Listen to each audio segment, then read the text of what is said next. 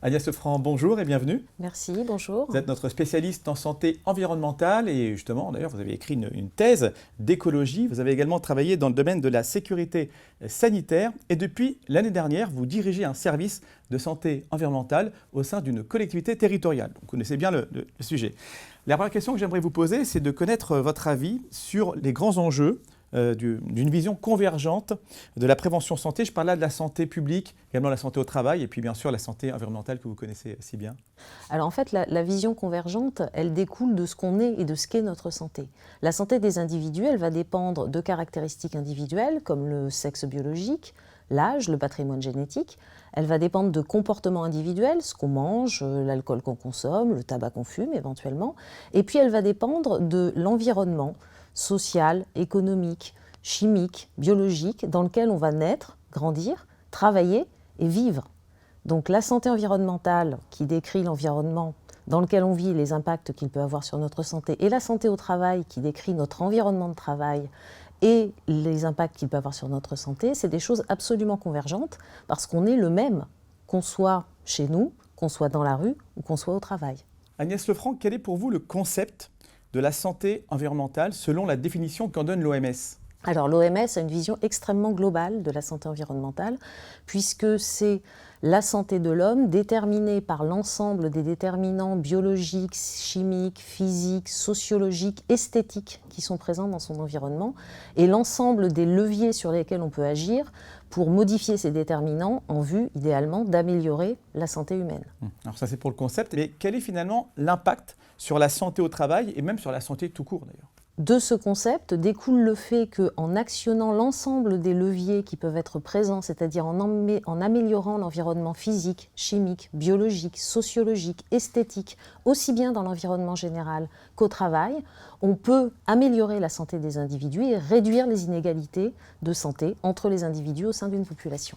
Alors les actions de prévention agissent à différents niveaux.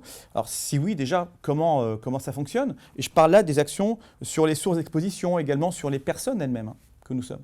Alors effectivement, quand on veut mettre en œuvre des actions de prévention pour améliorer la santé des individus, on va essayer d'agir sur l'ensemble des leviers disponibles. Alors je vais prendre un exemple. En santé au travail, on va essayer de réduire l'exposition des travailleurs aux substances chimiques.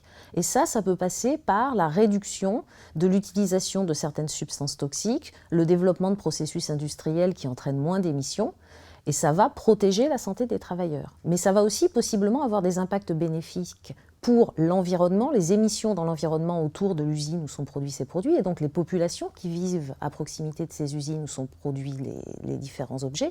Et puis, ça va aussi avoir un impact sur les consommateurs finaux qui vont acheter les produits ou les objets et qui, possiblement, vont être moins exposés à des substances toxiques.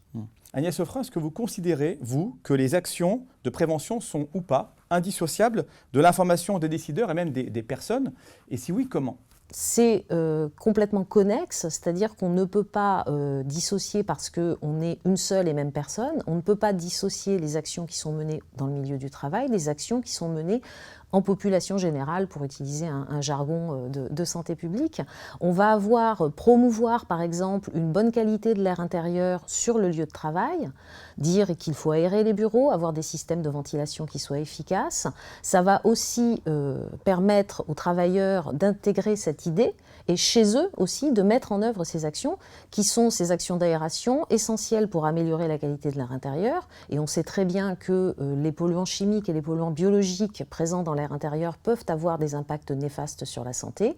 Et puis, en cette période épidémique que l'on connaît, on a bien vu que l'aération des locaux était un facteur important pour la protection de la transmission du Covid. Alors justement, comment est-ce qu'on passe concrètement de ces actions de prévention de santé environnementale avec toutes les incertitudes qui sont liées à ce domaine au principe de précaution lui-même finalement ? Alors, dans la situation où on est en capacité d'évaluer le risque, on est dans ce qu'on appelle un régime de prévention. C'est-à-dire, on connaît par exemple une substance chimique, on connaît ses propriétés de danger, on est capable en fonction des niveaux d'exposition d'évaluer un risque qui en découle pour la santé des personnes qui y sont exposées. Dans certaines situations, on n'est pas en capacité d'évaluer ce risque. Parce que, par exemple, on ne connaît pas bien les dangers de la substance ou du produit auquel on est exposé. Et dans cette situation de grande incertitude, eh bien, on va passer dans le régime de précaution. Ce régime de précaution ne veut pas dire que quand on ne connaît pas les choses, il ne faut pas agir.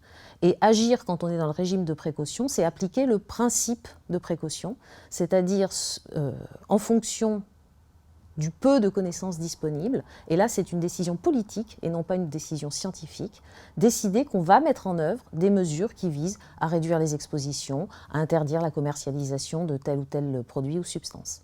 Agnès Sofran, ma dernière question, celle que j'aimerais vous poser, c'est pour vous, la première piste concrète pour promouvoir cette vision convergente dont on a parlé, ce serait quoi en fait ? Je pense qu'en termes de promotion de cette vision intégrée, en fait, le concept, il est extrêmement simple. Et je le redis, on est une seule et même personne. Que l'on soit au travail, que l'on soit pour les enfants à l'école ou que l'on soit à la maison, dans l'environnement domestique, à l'extérieur, on est une seule et même personne. Et c'est l'ensemble des expositions auxquelles on va être soumis tout au cours de la vie qui vont avoir, in fine, un impact sur notre santé. C'est un concept que l'on retrouve dans la notion d'exposome, qui est un concept assez largement repris actuellement et qui a même été introduit dans le Code de la santé publique en France en 2016. Et se dire que toute action qui vise à réduire les expositions, aussi minime soit-elle, est susceptible d'améliorer la santé des individus, c'est ce principe, à mon sens, qui doit gouverner l'ensemble des actions de prévention, aussi bien au travail, à l'école ou dans notre vie courante. Agnès Sofran, je rappelle que vous êtes spécialiste en santé environnementale. Je vous remercie. À bientôt. Merci beaucoup. Au revoir.